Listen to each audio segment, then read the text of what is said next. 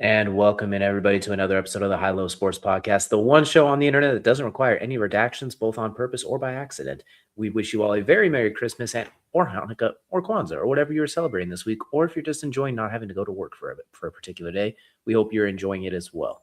Is DJ joined as always by my co-host Kelcey as we get ready to head into the holidays if you're watching it live, or if it is one of your favorite times to see the podcast later on in the week. Kelcey, we've had a lot going on this week. We got a lot of sports coming up. And it's just the season. It's one of the happiest times of the year for some people. Yeah, happiest time of year. Some people, hey, not so much. If you are struggling, please reach out to somebody. But for sports fans, there's plenty to do. Christmas Day has plenty of basketball, plenty of football now. We got college football. We have, it doesn't have to be good football, but it is football on Christmas Day. We got college football games, every day, pretty much now and through January 2nd, 3rd, I think. So lots to unpack over the next couple weeks. But yeah, Merry Christmas, Happy Holidays, Happy Hanukkah or Kwanzaa or whatever you celebrate.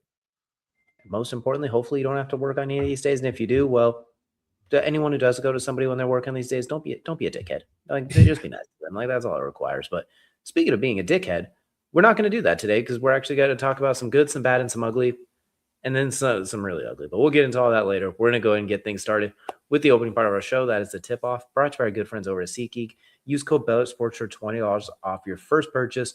Tickets to concert shows, sporting events, festivals, anything that requires tickets, use code BelletSports for $20. Belly Up Sports for $20 off. Your first purchase might be a very, very, very late Christmas gift if you are falling that far behind. But we're going to start by talking about the college football playoffs, as you mentioned. Round one is in the books, and well, it kind of went how round ones usually go in the college football playoffs. Pretty anticlimactic for the most part. And the best game of the week, well, it was the final score is 10-7. I mean, like it was still anticlimactic, even though it was a good close game nonetheless. But taking a look at the bracket now, Alabama advancing to Oklahoma after being down 17-0. I don't know if that's good on Alabama or bad Oklahoma. Either way, it happened. We have Oregon taking care of business with JMU, but JMU covering that 21.5 point spread. So the Believers still got their payoff. Miami getting the 10-3 win, at 10-7 over Texas A&M, and then Ole Miss taking care of business with Tulane. Setting up what I think is going to be a very interesting set of games for us. We'll start from the bottom and work our way up. Miami of Florida take on Ohio State of Ohio. Those who know about Miami of Ohio get that very bad attempt at a joke, but this one has very ugly written all over it. If Miami's pass rush can really get after them and that defense can really make some things happen, I think it'll be interesting. If not, Ohio State could run away with this one very easily, I feel, because that defense is going to give Carson Beck hell even more so than A&M's did. I don't know if Mark Fletcher can save the day with his 9.5 yards per carry or whatever it ended up being to save the day. And I don't know if Miami's secondary is going to be able to hold up with those receivers. So they really need Bain and that crew up front to get after Sane and get after him a lot. Otherwise, they could get pretty ugly. Yeah, look at Malachi Toney and, like you said, the running game were outstanding. Fletcher setting his career record at Miami in the first round game. It was an incredible game to come back for Miami. They looked dead in the water. And I know I said this in the chat at halftime, and I stand by it. Any other quarterback for Miami, and it's a wash. They are literally destroying A&M just like 41-10, like it was the Ole Miss game. Like it is. They have any. Yeah. You put Marcel Reed, at least he's protected for a little bit longer. Like Carson Beck has all the luxury in the world of being back there, and yet he still can't hit open targets. But look, Malachi Toney, Fletcher, this offense, the skill players, and I said this earlier in the year, and I stand by it. Even when I put Carson Beck in the Heisman Trophy candidacy in my top 3 ladder, I still said it then. His skill players are the best part of this offense. Carson Beck is not the best part of this offense. He is a game manager. And if we treat him like anything else, we're going to be fooled and we're going to be disappointed just like all Georgia fans are. So he is what he is, and that's fine. Be a game manager. Just don't tell me he's like God's gift. I'll be fine with that. But yeah, like it doesn't bode well because you have the best secondaries, some of the best corners, probably the first overall corner off the board this draft season, coming from Ohio State. Yeah, good luck, Miami, because honestly, like your best chance, like you said, DJ, is if the pass rush happens for Miami, because that's probably the weakest spot for this Ohio State team, and their defensive line is also weak. So there are some hogs on Miami's offensive line that can take advantage of that. But man, it's a lot of hopes, ifs, ands, or buts that you want to happen. And I'm saying that as the guy who picked James Madison and Tulane in the first round. I'm still saying it's a same level of like hope and wish. And Miami fans, I'm not trying to hate on you guys. It's just look, Ohio State has been my favorite to win the national championship since before the season. Since week after they won the championship last year, they've been my favorite to advance to a natty this year. So yeah, it's going to be a tough thing. Again, I'll say it again in case anybody missed me say it. The fact Julian Sayin was anything but second in the Heisman Trophy voting is blasphemy. So he's going to be playing with a chip on his shoulder. Give Ryan Day any reason to play with a chip on his shoulder, and he's going to do pretty good. As long as you're not Michigan, he does really good against you. So yeah, Miami's just they have their work cut out for them. They're gonna need Malachi Tony. They're gonna need Fletcher to do exactly what they did. And I joked last week. I said, yeah, Malachi Tony needs a 200-yard, 2-touchdown game. Well, it turns out Fletcher got the 200 yards, 2-touchdown game. Obviously, it wasn't 200, but it was really darn close. So yeah, this is gonna be a game where it's definitely gonna need some magic for Miami to pull it out. But on the off chance they do, good job. But I have Ohio State personally. Same here. I feel like Ohio State, and they're lucky it's not in Columbus. They're lucky the round 2 games are on the road. I think in Columbus that could have got really ugly. So I think it being on the road can make it weird early with the time off Ohio State has, but also coming off that loss to Indiana in the Big Ten championship, which they weirdly enough, as dominant as they've been, have not won in like 6 years. Just the way things have worked out. It's weird. They haven't needed because to, they lost to Michigan 5 of those 6 years. Yeah, and then exactly they can even get there necessarily, but this one has an Ohio State could be a rough night for Miami if they don't come out of the gates. But next up, we got another SEC battle, a rematch. Ole Miss taking on a Georgia. Ole Miss getting by Tulane comfortably at 41-10. Georgia coming off the SEC championship game. When we did our predictions, this was pretty much exactly. I didn't think it'd be 41-10. I alluded to I think Ole Miss is going to win. But the problem is all of the holes that you pointed out with why you thought they could get upset, they're going to come to roost with Georgia. I think Georgia's they're going to put it on them. I know it was a close game when they played the first time. Ole Miss arguably, I won't say should have won because they played, but like Ole Miss had every opportunity to win. Yeah. They had every opportunity to do so, and that's when they were at full strength. Right now, unless secretly it's somehow addition by subtraction is a real thing in this case, but I don't know about that. So I'm going to take Georgia comfortably. Very anticlimactic picks with these first two. I think Georgia's defense is going to get after it. I think Stockton's almost underrated because he was overrated or too soon. So now I think he's almost underrated as a quarterback. I think he does a lot of things very, very well. He's able to run that offense. I'd say he'll leave even better than what Stetson Bennett was doing. He just doesn't have Brock Bowers or A.D. Mitchell or George Pickens. I don't think they have the freaks at the skill positions they used to have. So that's why it doesn't look quite as good. But I think Georgia's going to take care of business. Yeah. First of all, I think most people, let's start with the rematch situation here. Most people forget that Ole Miss had Georgia on the ropes. They were a pick 6 away from winning the game. That's the difference in that game. And so when you take that into account, and first of all, I also need to apologize to Trinidad Chambliss and the entire Ole Miss team. I did not think you guys would do that. He looked like the guy that came in and took over for Simmons in week 3 and looked like a Heisman Trophy candidate from the jump. He looked like that last week. And that's impressive. To do. I still think this Georgia team's offense, I'm not sold, and I think Georgia fans are not sold on their offense. Like it is very much a Gunnar Stockton, go run somebody over type of offense. And it's not, hey, we have receivers that are overhyped and don't get much burn, but they're still really good when they need to be.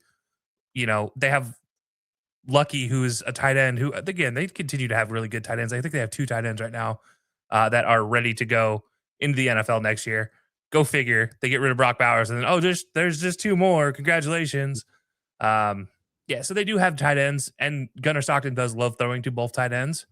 But beyond that, if you can shut them down, I do worry about Georgia's offense. And I'm not saying Ole Miss's defense can stop them, but I think they've proven they could slow them down enough that their offense can get going.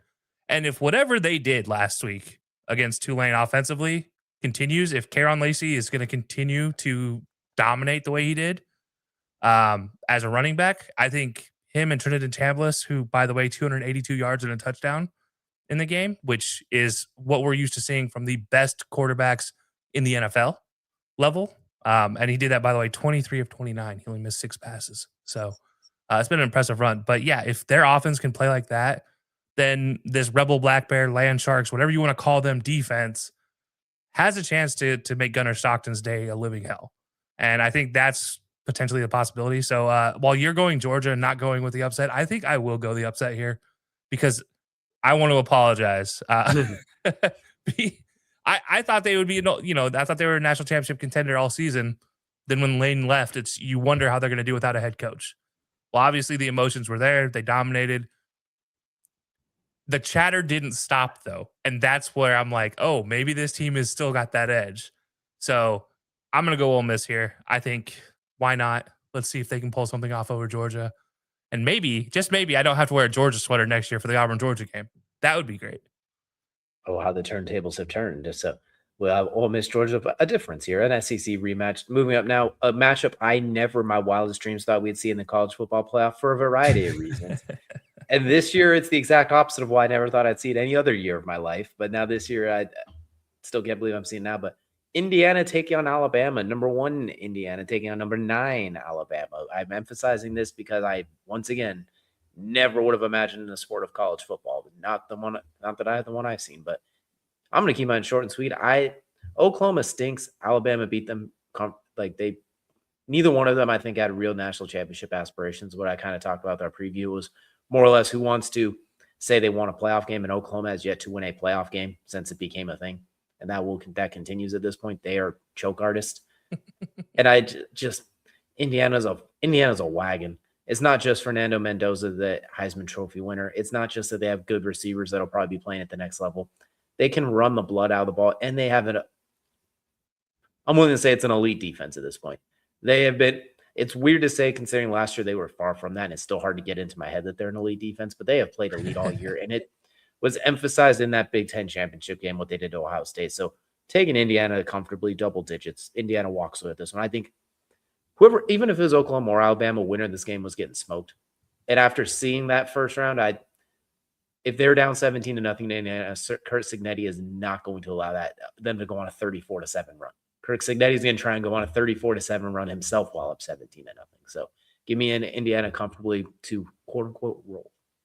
Yeah, well, I'm not going to use that word because we know that connotation. I've been called a SEC homer before on our show and in our social media platforms whenever I talk SEC football. But let me just, you're right. But let me be very clear and state that I have yet to pick an SEC team over a Big Ten school all year long.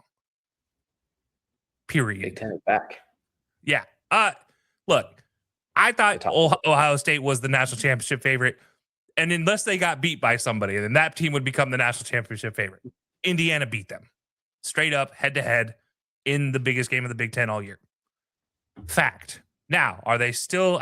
We'll see. We'll see come January 19th if that's the two teams in the championship. But I think when it comes to Alabama, they're a 3-loss team. They're a 3-loss team who has shown a lot of weakness to what Indiana does well defensively, which is fool the quarterback post-snap. And they can get after the passer. They can slow down a run game. And Alabama's run game does not work, then Alabama's offense does not play effectively. As much as I like everything that Alabama's quarterback does, I don't think it's enough for the Heisman Trophy winner and Indiana to lose. And I'm going to leave it at that. And I don't want to be called a homer right now because, first of all, screw Alabama. Secondly, Indiana's just that good. Kirk Cignetti is here to rule the world, and we're all just living in it. So we'll see if he can do it this year. But I think Indiana, definitely pulls this one out. By the way, this is a softball matchup is what this is. I wouldn't expect this in basketball until like just this year, like last 3 years.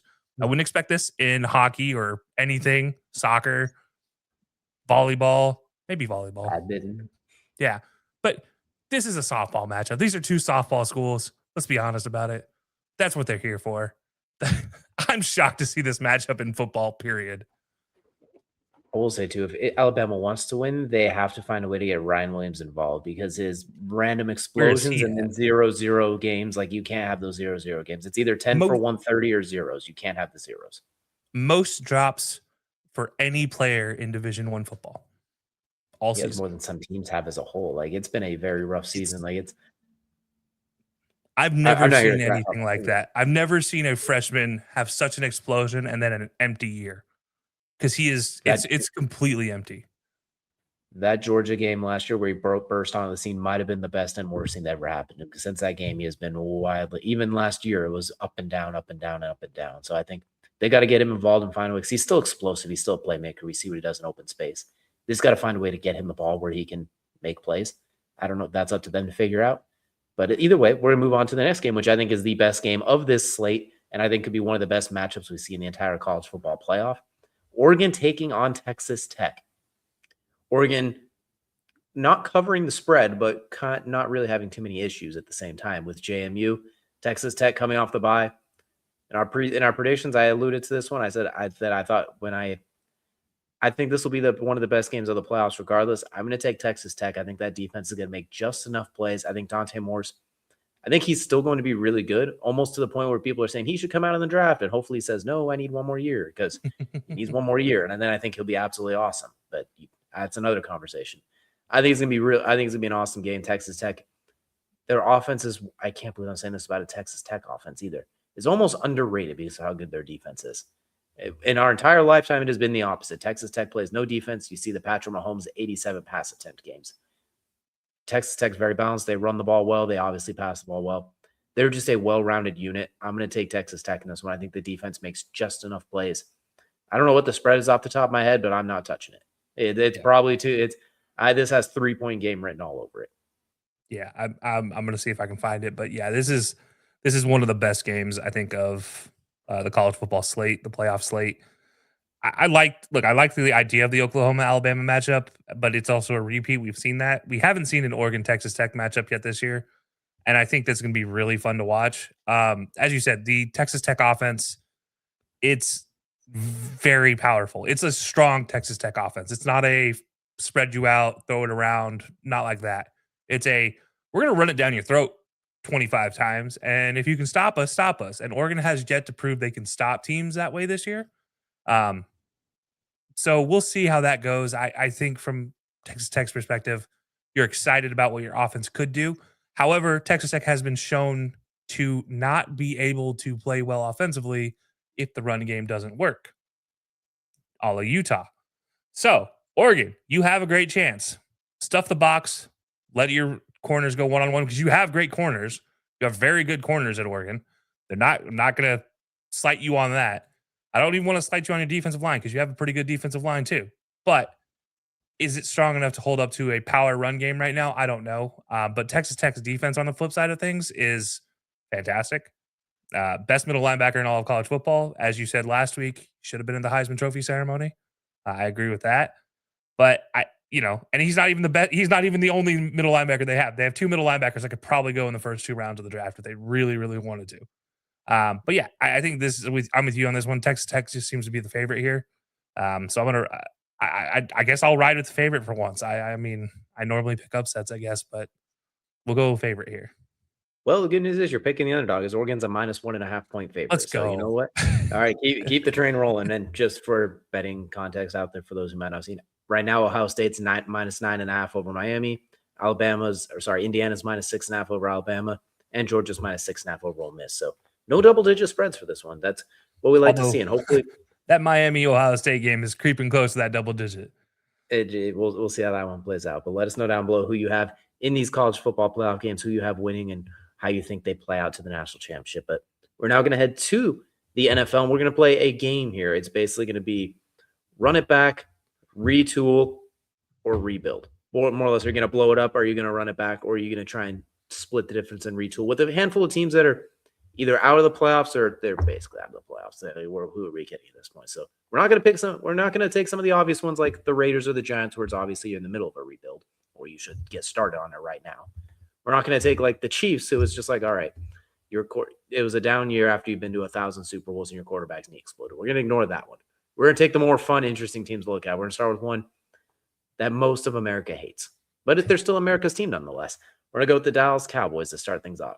Blowing it up, reload, or run it back. Kelcey, I'll let you take the lead on this one. What should the Cowboys do this offseason? Yeah, if you had asked me at the beginning of the season, my answer is still the same.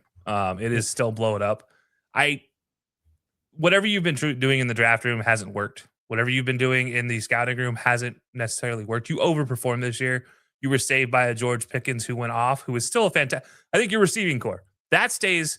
Leave them alone. If the second half Dak Prescott continues to play out this way, then keep Dak Prescott. That's fine.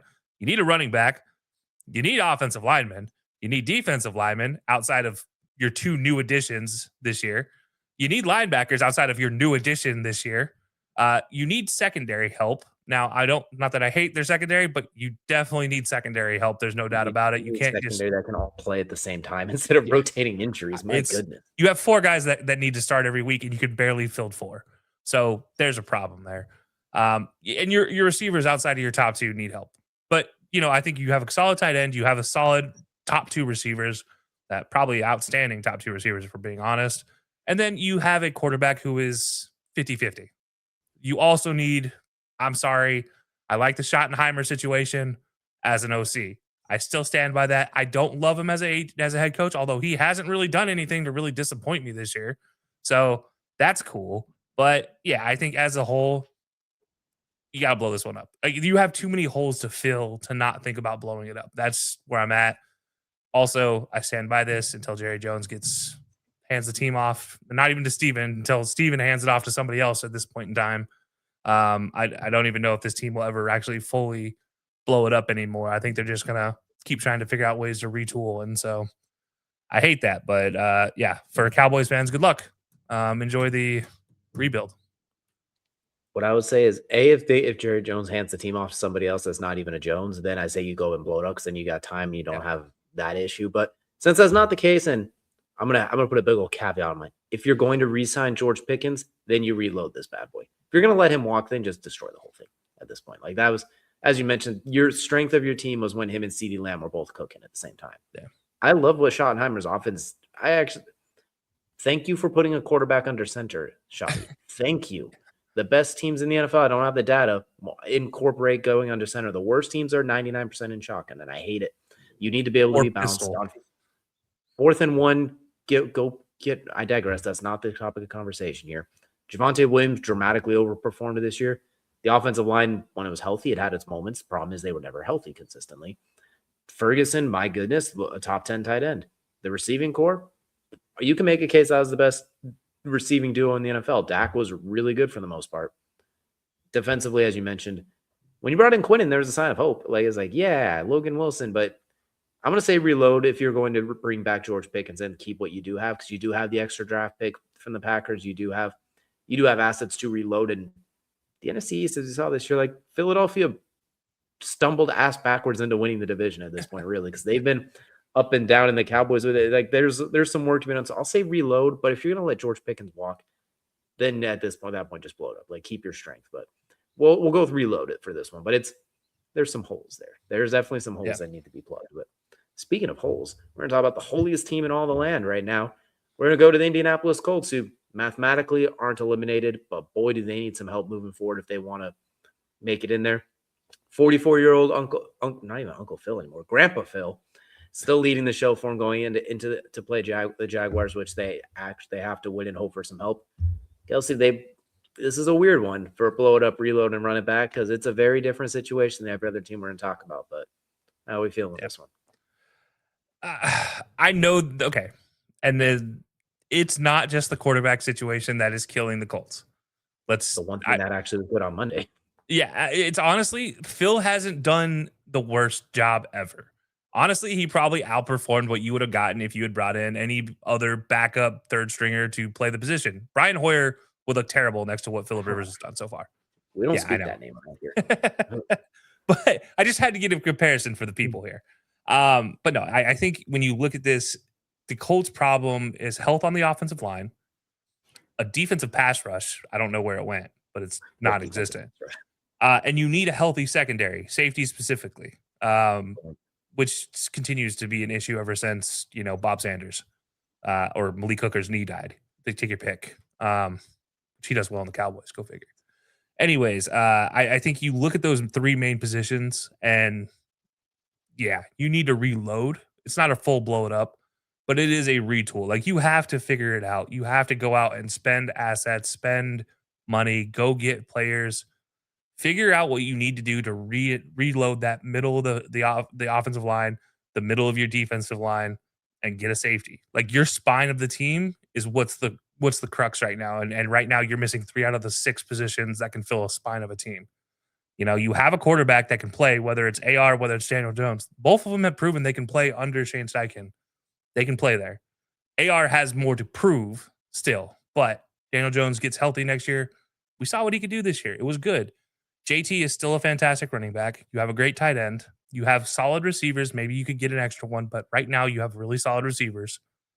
You need probably a middle linebacker too. I think that's still probably a need. You do have Zaire Franklin, who is still a really good tackler, but okay, what else do you have there? Nothing. And you need safeties. So, like, your spine, it needs help. And that's where it's going to be a reload for me. It's not going to be a full blow it up, but yeah, figure out what you need to get to take care of these positions. Maybe a Logan Wilson or a Quinnen comes available from the Cowboys because they're there. Because the Cowboys blow it up. Who knows? But yeah, I think the Colts definitely need to reload. I don't think it's a full run it back. I don't think it's a full blow it up either. The problem is the answer is they need to blow it up. The problem is they can't blow it up because all the assets you need to blow it up, they traded. Like, you traded away all of your picks. You need a new GM who has been there for a decade and has yet to win a division. If you look in the AFC South, which what has been the joke of the AFC South for the majority of the last 10 years? The AFC South, that is literally the joke. It's been a very mediocre division for the greater part of that time. You have a playoff win and 2 appearances, and it took an Andrew Luck and a Philip Rivers to even get there. So a fringe Hall of Famer and was once well on his way to being a Hall of Fame trajectory before he had to leave because he was murdered by the team. Not literally by anyone who doesn't know the deep context, then they're not literal murder. You have no picks. So you need to replace the GM. You mentioned the biggest issue is pass rush. They have spent 8 picks in the first 2 rounds during his tenure on defensive linemen, and none of them have worked. None of it is, you can't address it. You can't, those guys don't come available in free agency. You trade for them when Micah Parsons available, then maybe, but instead you use those picks on a corner with 3 career picks. You almost gave away a pick for every career interception. This is not a Sauce Gardner hate account. We talked about him on the app. It's like, all right, if you really believe it, I can't fault you for going for it, but that's a lot of assets to give up for a guy that you can really avoid, honestly. That's the tough part with the corner, especially one who doesn't take the ball away as often, that they can avoid. Is the non-Diosimo type situation. Linebackers are terrible. Defensive line, the good DeForest Buckner's getting old and just had his neck basically destroyed and somehow magically recovered. Offensive line, outside of Quentin and Ryman, it's getting rough. Quarterback, Daniel Jones, we'll see. It's a really good first half, but even before the Achilles and the broken leg at the same time, it got rough down that stretch. We'll see. You need to blow it up, but you can't blow it up. So I'm going to have to go with reload as well, because you should have blown it up the year before or the year before that, honestly. You need to tell Shane that it's okay to put a quarterback under center. It's okay. I get it. That frustrates me when you have Daniel Jones or Anthony Richardson. You can run a QB sneak on 4th and 1. It doesn't have to be a shotgun triple pull trap play. You just get under center and push your 6'5" quarterback, but whatever. I digress. No one cares anymore. You spent a lot of money in that secondary and they haven't been healthy.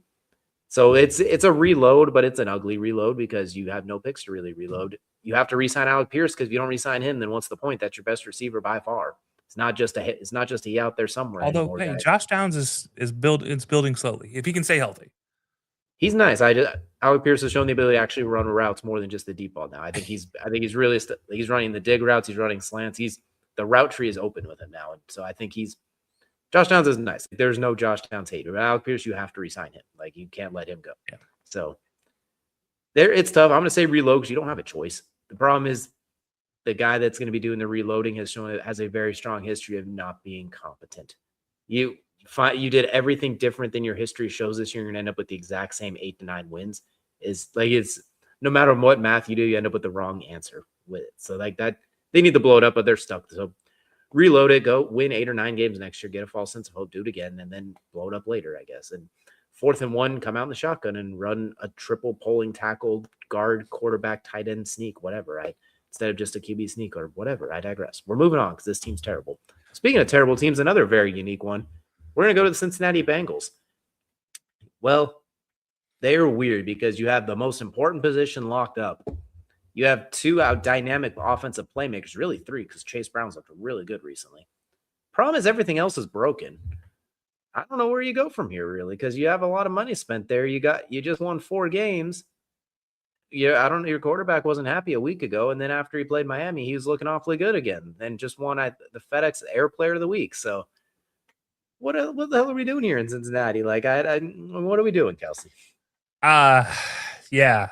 Can I put a caveat, like a star on run it back? And the star is run it back if you get a defensive line, or does that count as reloading? I don't know anymore. Because Probably like reload adjacent. yeah, like I don't even mean the defense line, because honestly, their defense line isn't bad. But the rest of your defense, yeah, we gotta have a conversation, because I feel like I could walk out there and play defense and I can't run. So yeah. The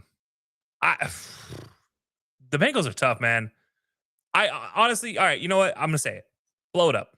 Just blow it up. Just the moment Joe Burrow said what he said about needing to take care of himself first tells me everything I need to know about the franchise that has proven time and time again in player voting at the end of the year that they refuse to take care of their players, whether it be the facilities, whether it be the family members, whether it be just meals at the facilities. They just put a blow up practice facility in, and it's temporary. It goes down when the season's over. Like, the dysfunction in Cincinnati is beyond the players. It's not a player situation. I think Zach Taylor's probably overstayed his welcome, and it's not necessarily all a Zach Taylor problem here. But if he was an OC, this is a different conversation. But he's a head coach. You can't do what he does as a head coach.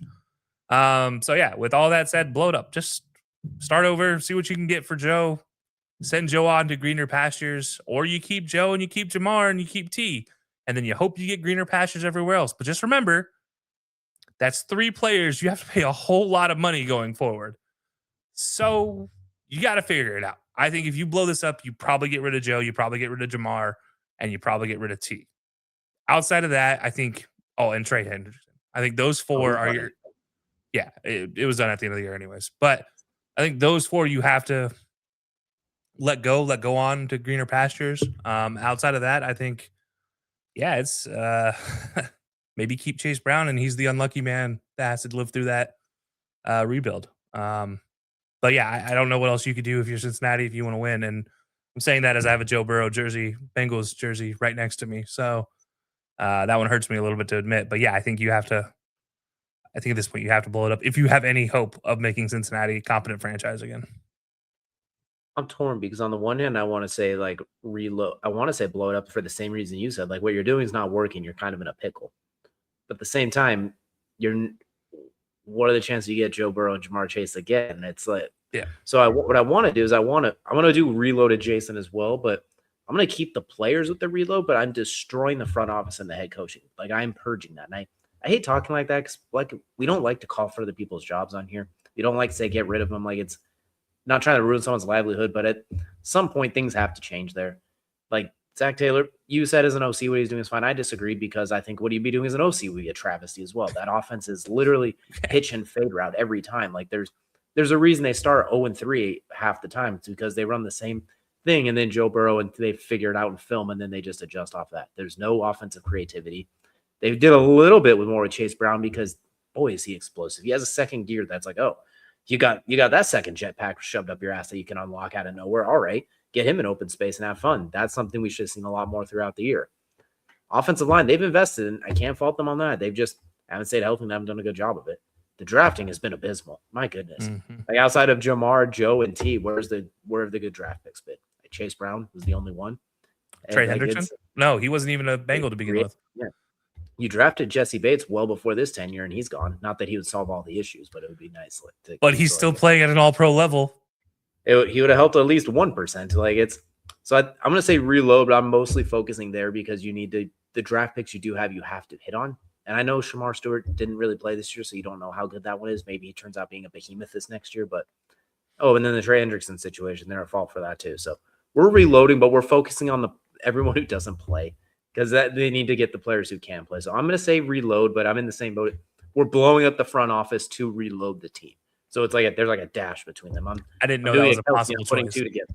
You alluded to it. I just put it in stone. You basically, so we're gonna blow load it up, I guess, or reload. We're gonna reload it up. We're gonna combine them either way. But there's a method. There's a way there. They were 2-0 to start the season. Like there was some hope, and then Joe's once again gets injured, and that's what worries me. Is he's become injury prone. Where all of this gets null and void if that continues. But here's the thing, you look at those voting results every year where the players rank their franchises on different standards. Every team that has injury problems has a very low grade on their training staff. Every single team. That includes the Niners, that includes the Bengals, that includes Washington. Every single year, they all have low grades on training staff. So keep that in mind. If you're a free agent trying to go to Cincinnati, hey, maybe for your own sake and health, you don't do it. And people are like, oh, well, Cincinnati's weather's bad. They play in an open air. No, screw that. This training staff keeps you healthy 6 out of the 7 days in a week. They're at fault. They're not Tyrod Taylor at fault, but my God, they might have the same training staff.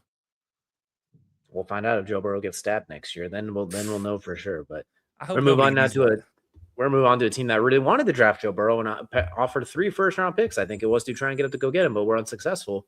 And they had to settle for their guy who they gave a lot of money to. We're going to go to the Miami Dolphins.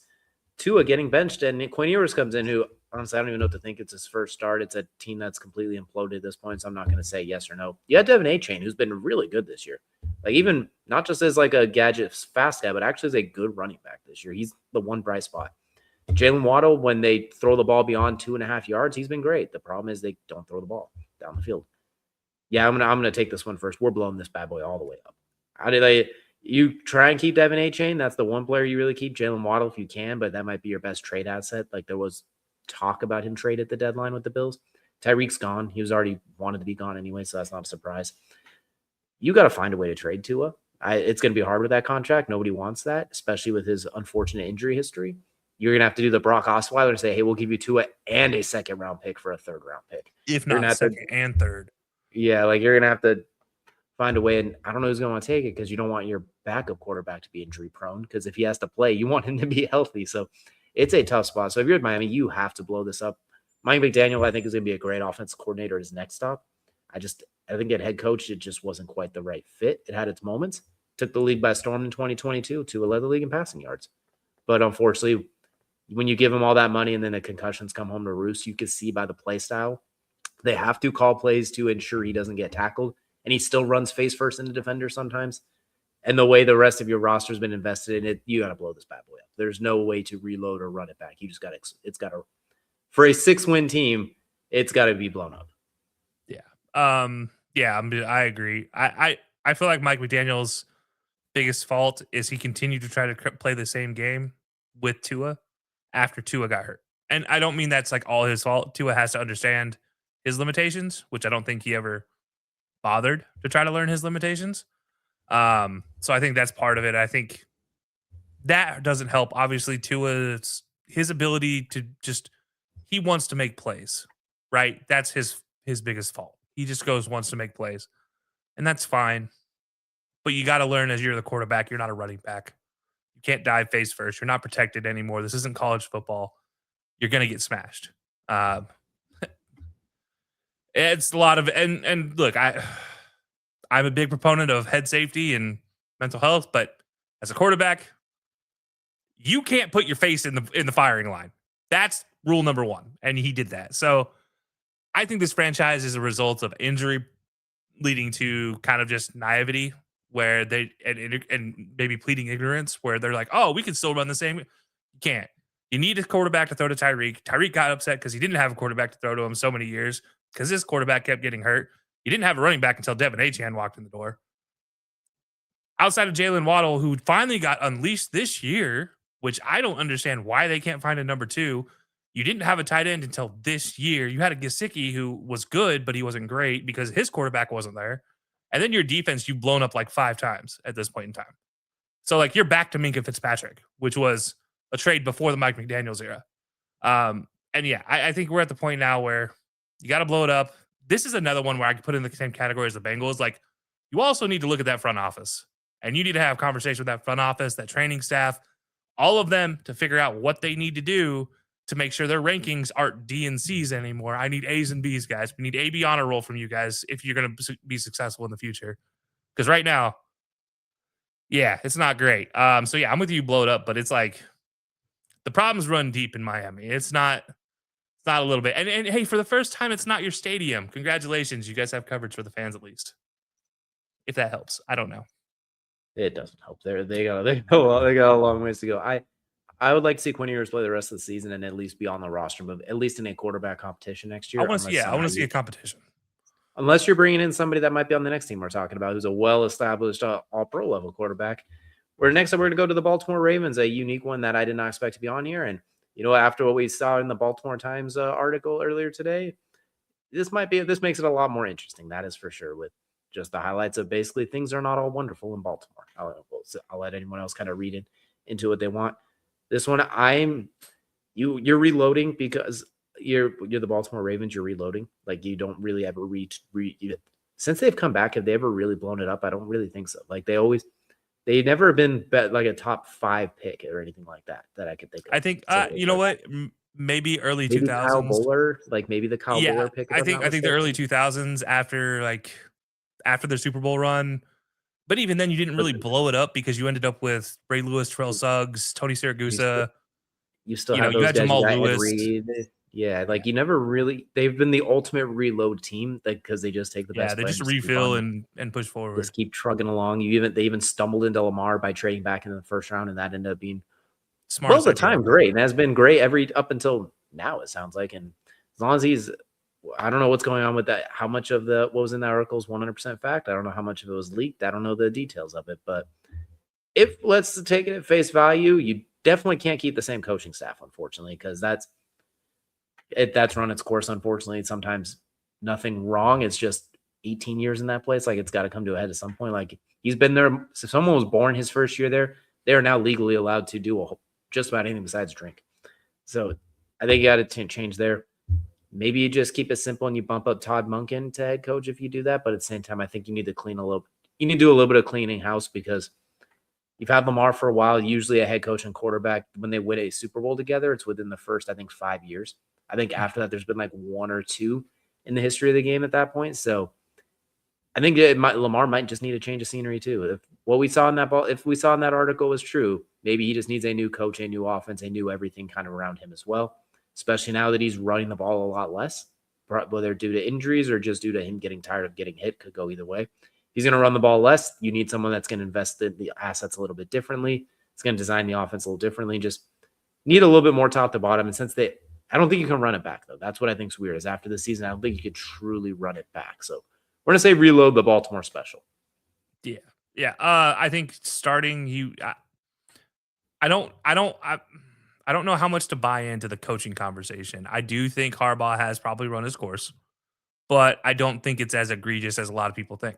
Now, the thing I think is probably more egregious than what has been talked about is the fact there's still a corner on this roster who starts as a corner and not as a safety. Or a linebacker. He's a safety.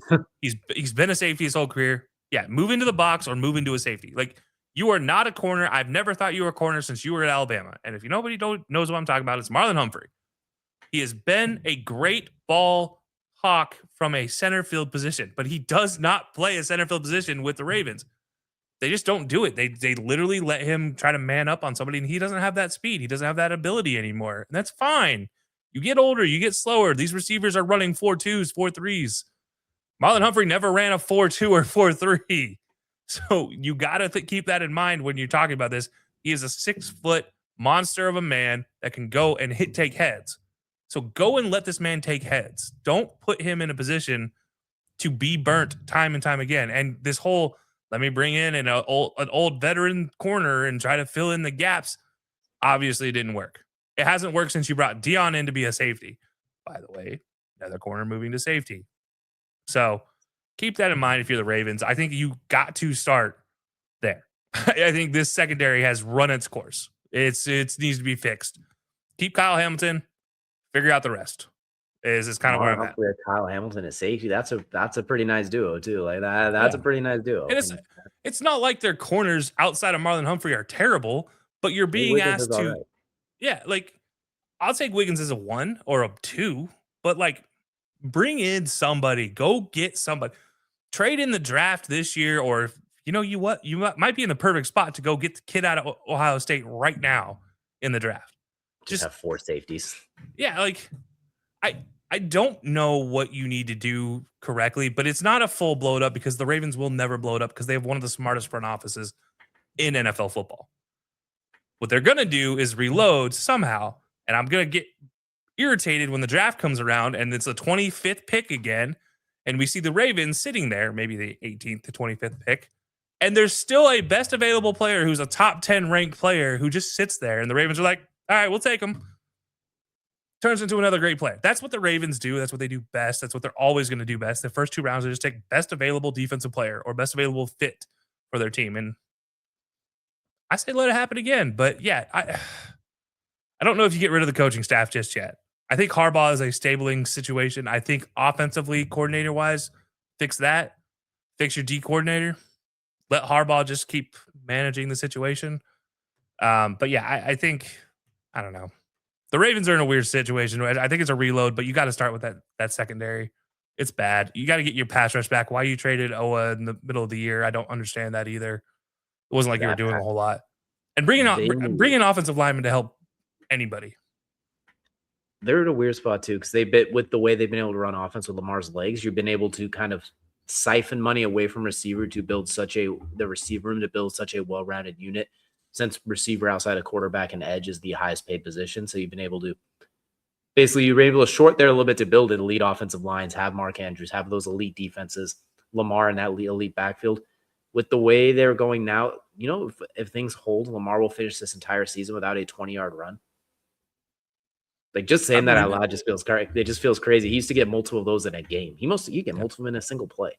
So if they're gonna move a little bit away from him using those legs in the same way, which is not saying that's wrong. He's a great passer. Like he can do it just fine. I think you just have to reallocate the resources. You might have to maybe your offensive line's not quite as mauling and strong as it normally is. So then Mara's gonna have to get the ball out quick, but he needs an X receiver to complement Zay Flowers, I think. And Zay needs to quit fumbling the damn ball. He has more fumbles than touchdowns this year. He's outstanding, but that's one thing. That's one thing we've got to work on.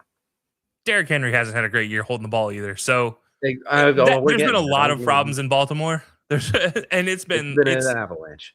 But it starts with that defense not being able to stop anybody. They couldn't stop a sneeze if you tried. Not having Matabike has really killed them because they do not get after the passer at all. And then it makes those secondary holes that much worse because I think Malachi Starks and Kyle Hamilton's a great secondary duo. Problem is it doesn't matter when you're not getting after anybody. And then Marlon Humphrey's getting a nice pre-catch tackle 70 yards downfield somehow. But I digress. We're in the same boat with the Ravens. You always reload. Look, if you here offensive coordinators, here's a great tip for beating Marlon Humphrey. Double move. Fake the dig, go deep. Fake the out, go deep. You're going to leave him in the dust every single time. It could be any receiver. It might even be a tight end and you'll still burn him. So there's your pro tip.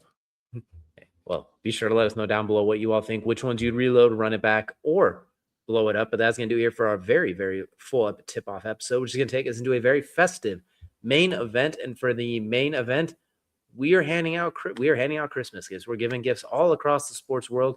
Can range from everything from turning back the clock to reallocating resources to just trying to make ourselves a little bit happier. So, Kelcey, I'm going to let you run through your five gifts first. Yeah, so I think I'm going to start with one that I think every sports fan across the board will love. Make All-Star games great again. That's it. That's all I got. I don't want to give any reasons or other things. Just make them great because right now they suck. So give me the make All-Star games great again. But number 2, MLS. Get rid of all the salary cap BS. Stop it. You are limiting the talent that you can perform, that you can bring into the country. You're limiting the ability to grow the U.S. soccer pool. You're limiting the ability of U.S. players to actually want to play soccer. Because why would I go play soccer when I'm a 2-sport athlete and I can go get paid $15 million to sit on the bench in the NBA or sit on the bench in the MLB or sit on the bench in the NFL? Because that's what you're competing with. Whereas in MLS, you get paid $750,000 to play every day, travel across the country. play 32 games, 39 games, whatever it is. Nah, I'm good. Yeah. And your bonuses are like 50,000 compared to look, if I would got that, then it's a different conversation, but I'm not a professional athlete. So yeah, MLS. Especially when you compare that one to like some of the players internationally, what they're getting paid too. Like some of those international contracts, like, come on now. We're not even talking about Saudi Arabian contracts. Those contracts are crazy. Ones, yeah. Those or the Chinese league, or the Chinese league or the Indian league. We're not talking about those. We're talking about just like the big five. Mm-hmm. You couldn't compete with Portugal at this rate when it comes to contracts. All right. Number 3, Michael Penix gets the gift of a healthy body. No previous injuries, no shoulder injury, no knee injuries. Give that man a healthy body. That's my gift to the Falcons fans, because I think that team could be so great if they just had a healthy Michael Penix week after week. Just make him a righty too, just for my own sake. No, I like him as a lefty. I like the lefty quarterback in Atlanta, and if he had healthy legs, he'd be a running healthy quarterback as a lefty. A running lefty named Michael? This can't end badly. Well, I mean, his last name is Penix, so, you know. Dick move, I know. Anyway. Number 4, this is for all our fans in Cleveland. The Guardians need to get the gift of new ownership. Just new owners. Spend money. Across sports, really. Yeah, it probably could be all of Cleveland sports, but I'm going to use the Guardians because that roster just needs a little love. Just a little money spent, and you'll be great. You're already pretty good, but you could be great. Just don't spend within the bottom 7 teams in the league. That'd be great. Get to the bottom 11. Like, get to 11th from the bottom. So. Just get to the dead middle. Just be 15th on the list and call it swell, or 16th on the list. But yeah. So that's number 4. Number 5. This is for all my college football haters out there. Shut up about the playoffs. Not everything has to be a comparison. If you don't like a team that got in, go complain to your own school's AD. Don't complain to the playoff committee about your school not being picked over a James Madison who went 12-1. Maybe your team just shouldn't lose to scrubs, or they should be in the SEC, or they should be in Alabama. Maybe you can go ride the coattails of Patriots fans in the NFL or Alabama fans in college football if you really don't like it. But right now, this is egregious. I'm so tired of hearing this complaint. They don't deserve it. Tell me somebody who deserved it more that actually won the games, because right now it's not Notre Dame. Notre Dame lost to an FBS school, or not even a playoff team level FBS school. So don't give me that. Tell them to join a conference. You don't get to complain if you're going to not be in BYU has the most complaint out of anybody to not be in the playoffs, and they should be upset. But you know what, BYU fans, you guys took it in stride, so thank you. But for everybody else, shut up. Stop being stupid about the playoffs. It is there for a reason, and just like the NBA, just like the NFL, just like Major League Baseball, you have conferences that sometimes suck.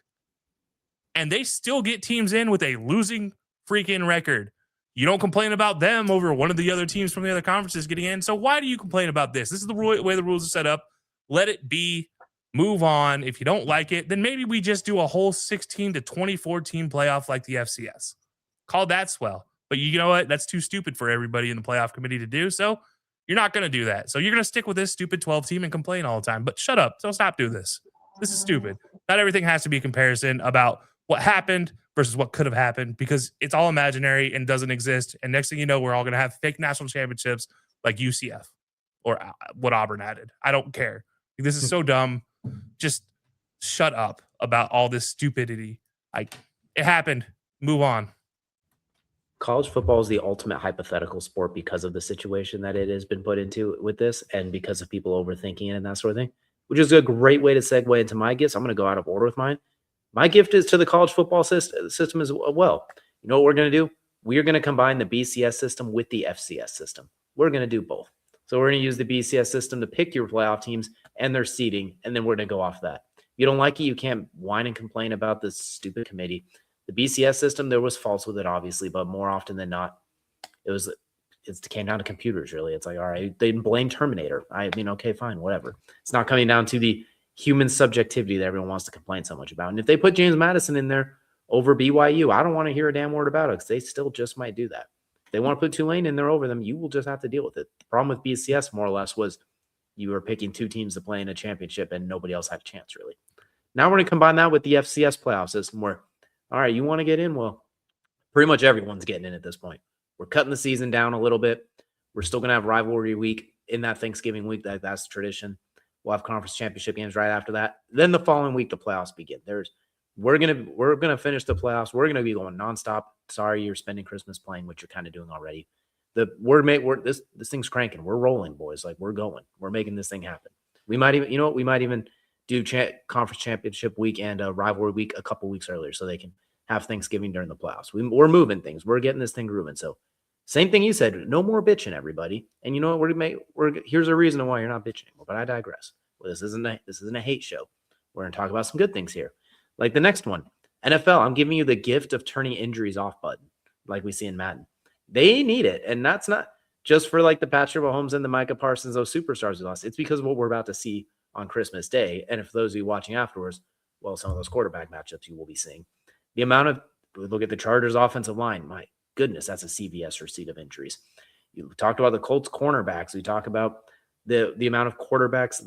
Look at this Chiefs. Granted, half of those are them just turning in the towel, but like half the team's on IR right now. Half because they're injured, half because they don't care anymore. But I digress there. We're turning injuries off in the NFL. We're going to get the full healthy rosters where you can't use the injury excuse anymore.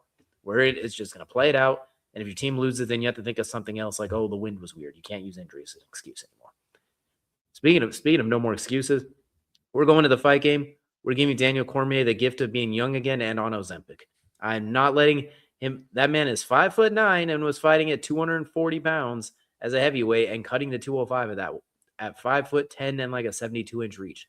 If him and I have a very similar measuring up to body build, height and stature and reach. Problem is he's got about 3 of me in horizontalness, and that's with me laying down horizontal.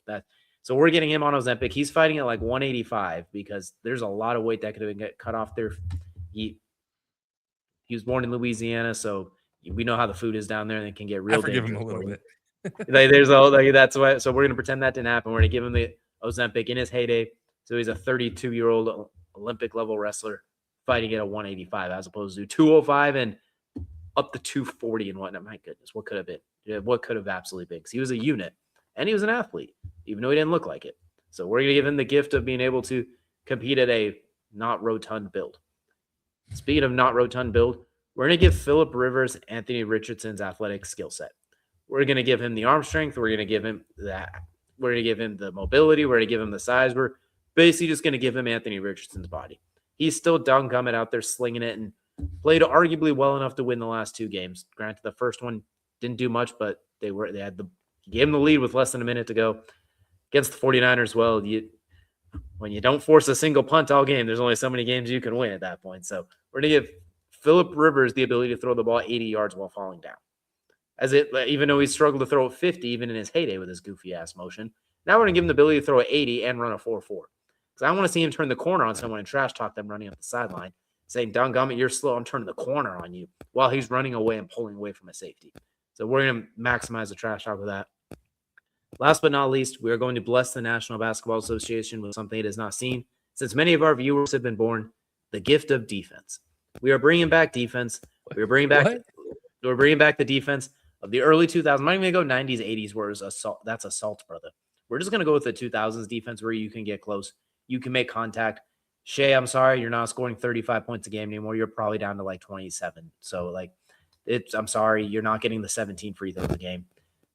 James Harden, I'm sorry, you're not getting the 19 fouls on 3-pointers. Like, we're condensing things a little bit. We're playing defense. We're getting off screens. We're making it so it's harder to shoot those wide open threes because you're able to fight through screens. You're able to get right underneath them. If they kick out their leg and they fall over, that's their fault. We're changing it. We're bringing back defense. If they kick their leg, if they jump like this and their legs go this far out and land on your ankle and roll it, that's their own fault for kicking their legs out 7 yards. Yeah. So we're bringing back the gift of defense. We're going to mix up the game a little bit, which is going to benefit the mid-range game and the post-up game because you're not going to be able to run and gun as much. So bringing back the gift of defense and maybe a little bit of a pushing and shoving afterwards, but not the Nancy ass pushing and shoving that we see. So no KD pushing and shoving. I was thinking Draymond Sucker punching his teammates and storming off the court and stepping on nuts and nuts and more nuts. You know what? That's my bonus gift. Everyone in the NBA is getting cups until Draymond retires. Okay, hold on now. If you get a bonus gift, I have one too. So I don't disagree with you. I don't disagree with you. Everybody getting a solo cup with Draymond still in the league. But all right, bonus gift, and this is for every fan in the world, every sports fan who bets. Allow all your parlays to hit on New Year's Day. That's my gift to every bettor out there. That's my giving gift to the sports world. Peace de resistance. I will be putting this to the test. I will see if this gift comes true. Don't worry, guys. I will take this one for sure. One of us is going to lose. It'd be just based on our college football playoff picks. So I don't know if that's going to work for us. I thought we were just doing the Christmas Day game picks. That's what I was. Oh, that's a good point, actually. Yeah, never mind. Oh, we might have a chance. Hold on, guys. We have a chance. I believe, but let us know what your gifts are for the sports world down below in the comment section, which will now take us into Kelcey's favorite part of every show. That is, of course, Crunch Time. And for Crunch Time, it's our last show of the year, just about. Our next one will be right on the cusp of New Year's. It'll be New Year's Eve. But for this one, I'm angry. I'm not happy. I'm upset. And I'm upset because of this situation here. We're not talking about just the DK shoving the fan. He didn't punch him, everybody. That's not a punch. That's a shove to the face after grabbing the guy's shirt. This is why I'm angry. Ryan Kennedy, it's a paw, if nothing else, too. Yeah. Like my dog punches me harder when he's excited. It's closer to the Stockton slap than anything else. Exactly. Like it's the dog punching in the chest like, wake up, I have to go potty, if that. And we're talking like if you have a corgi, not like an actual full-size dog. Ryan Kennedy, the Lions fan involved in this incident, is holding a press conference on Friday with his legal team to address the assault, correct misinformation that has been repeated, and discuss serious consequences. What the F? When is a deranged dingbat of a fan getting his own press conference? What are we doing here? What kind of P-word stuff is this? So this is still a family show, so I'm trying to keep this friendly, but you went in there and were running your mouth. Did DK need to do this? Absolutely not. Should DK be suspended by the NFL? Probably. You can't put your hands on the customer. Like, I get that. You got grabbed for talking trash and pushed. And you didn't punch you. He didn't whoop your, you know what? You didn't get a concussion. You don't have a neck brace on. Paul Pierce left in a more dramatic state to go to the bathroom during a basketball game. Like, I don't want to hear this crap about the assault. And in case, while we await we did get the appeal, they will uphold the 2-game suspension. That same fan that was the goal. That was the goal. Don't take me saying this like this. It said in the video, I'm not playing because I'm not trying to get copyright. Like, we're not going to turn on the audio for that, but you can find it yourself. But the fact that a Weenie Hut Jr. is going to hold his own press conference over quote unquote assault. You are anyone who has a press conference and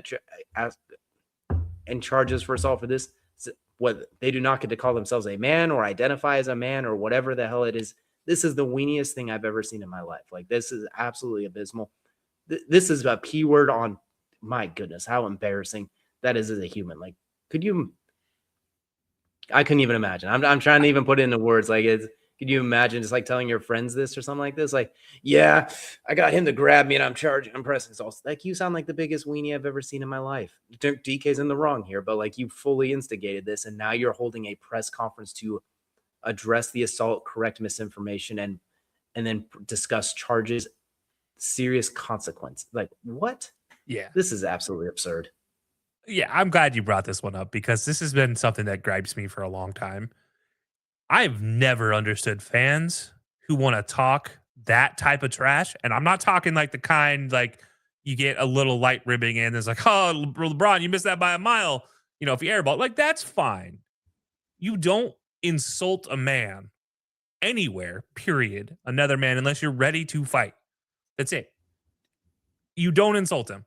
You don't say the things that this man said and not expect to get some kind of repercussion.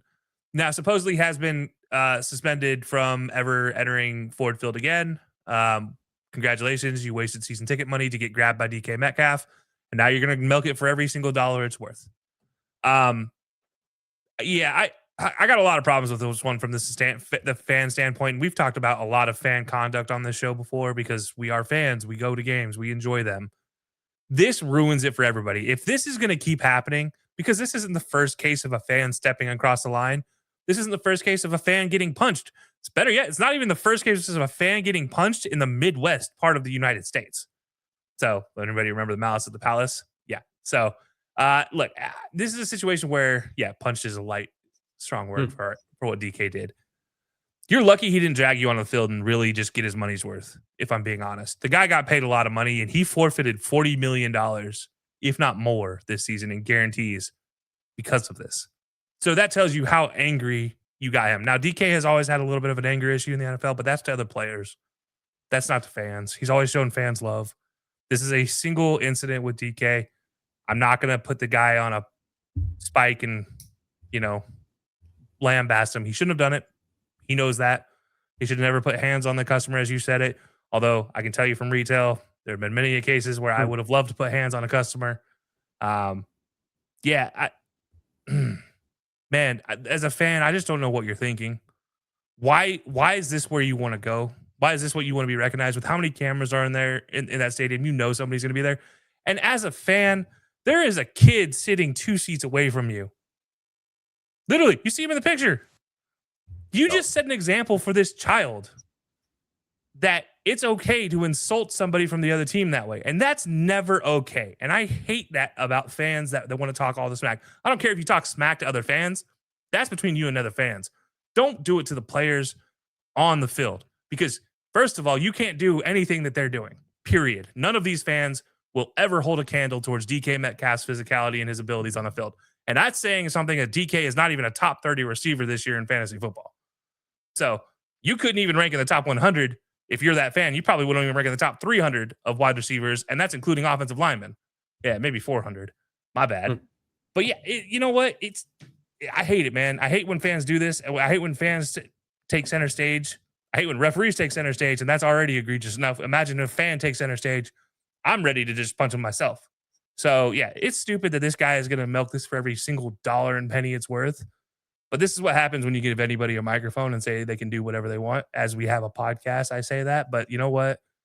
Like, don't give this guy any screen time. This is why they don't show streakers on TV. You don't need to give this guy any more screen time than he already got. He doesn't deserve it. Just saying, like, if this looks like the type of, like, I know the rumor was that said some things that were said that should have been said. It sounds like a lot of things are saying that I don't know the case of that, whether he did just say DK's name and was talking trash, or whether he said something. It's whatever he said to him when they got close. And that's the part none of the other cameras can pick up. Either way, like, you're telling me that this is a wonderful law-abiding citizen. Like, all the situation happens, okay, whatever. I'm going to say, like, all right, you ran your mouth, DK got a little handsy and pushed you. Okay, like, you know what? That happens. My issue is that you're getting a damn press conference out of it addressing assault. Don't give this guy screen time, man. This is the weeniness of this is just unbelievable to me. I did not need to end the year on this kind of keywordification of society. My goodness, you got hit harder than this falling off trying to steal the monkey bars from someone in 5th grade or 1st grade. Like you fell off when you go down the slide, it's a harder landing. Like, look, what is this? You got hit by he must not have ever played dodgeball with rubber dodgeballs, because you got hit by those harder with the worst, weakest kid in the school throwing it than what DK did to that guy. Like, and if that's assault, then everybody at a concert in a mosh pit should be charged for assault, because this is egregious. Maybe being assault is egregious. Like, I hope nothing comes of that. That's granted, DK's in the wrong. I'm going to say that now, because you can't put your hands on the customer. He needs to be suspended for that. He could have just walked away. Like, he could have walked away from that. He could have went and got security and said, "Go whoop they ass for me." He lost $40 million, man. Like, to me, like, you lose $40 million in guarantees now. That, from what I understand, it's voided, but he can still get them. There's not quote unquote guaranteed, and there's like roster bonuses. So unless Steelers, and he lost his salary for this year as well. Like, whatever his salary is, his base salary is forfeited for the rest of the year. So, he did get penalized a far more than whatever this guy wants to do to him will ever actually should it succeed. I don't think it will, but I hope nothing comes of this, because if you consider that's assault and get that guy paid, especially after the one we showed where he said, I got my goal, you are inviting a whole nother can of worms at this point that you do not want to open. Dude, also, if that's assault, you don't deserve to watch football, because if you think that's assault, you would never be able to block somebody one-on-one, and I'm talking blocking a corner, or blocking a quarterback for that matter. Like I'm trying to think of a kicker or a punter you're not going to block. If Brandon you Aubrey think would that's a truck stick someone like that. yeah, Tressway would just destroy a man. My goodness. There used to be so I used to have this T-shirt, and I find it funny that you use the term Weenie Hut Jr. every time. But I used to have a T-shirt from Johnsonville Brats. It said "Don't call me a weenie" on it, and it was a belly shirt for offensive linemen. Hilarious. Says to as a big, large man to wear that. He needs a version of it that says, "No, I am just Weenie Hut Jr." Because put a picture on it. I don't care. This is agreed. Like now, I'm upset for Christmas. I'm upset, and I hope what the Christmas gift I give to him is it's gonna be 2, and it's called balls. That's what we're gonna go with. So there's an extra bonus. I was gonna say handcuffs, but all right. I'm gonna keep that comment to myself. But we're gonna end the show here. Let us know if I'm being out of line or if this guy's as big of a weenie as I think he is, because my goodness, like that's just absolute bears. Now if you got punched, that's different. But you got you got pushed. Like my goodness. If you get punched, like all right, but shoved away. Get out of here. Especially when he already had his hand on you. He could have pulled you down. And if I'm DK, that probably would have been what I would have done. And then security would have had to rip me off of him. So lucky him that it wasn't somebody like me. And there's a lot into this one, and the fact that you're Duke calling a press conference off of it. It's just like, my goodness, we cannot be rewarding this. I just boo this man at all costs. Like his lawyers got to love it though, because his lawyers are about to get paid one way or the other. Look, people that could put stuff on the internet are now boxing. So if he's down, I am down too. All money goes to charity. Just let me know. You know what? If you win, I will pay you. If I win, all money goes to charity. I'll just throw it out there. So if you want to do it, I won't DK Metcalf you. It'll be much worse than that. But that we're gonna do it for the High Low Sports Podcast. We appreciate y'all so much for joining us here, and we'll see you all again next time.